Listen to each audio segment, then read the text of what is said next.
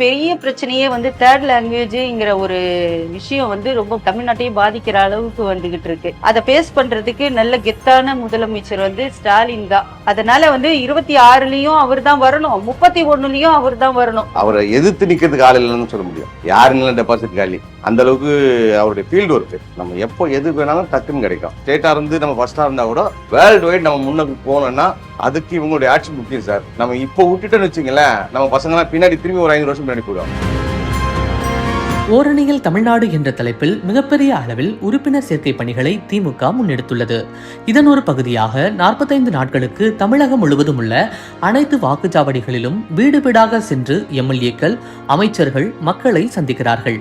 கடந்த 3ஆம் தேதி முதல்வர் ஸ்டாலின் ஆழ்வார்பேட்டையில் மக்களை சந்தித்து இதற்கான பிரச்சாரத்தை தொடங்கி வைத்திருந்த நிலையில் துணை முதல்வர் உதயநிதி ஸ்டாலின் தன்னுடைய தொகுதியான திருவல்லிக்கேணி பகுதி மீர்சாகிப்பேட்டை முஸ்துராபேகம் தெருவில் வீடு வீடாக சென்று ஓரணியில் தமிழ்நாடு பரப்புரை மற்றும் உறுப்பினர் சேர்க்கை முன்னெடுப்புகளை மேற்கொண்டார்.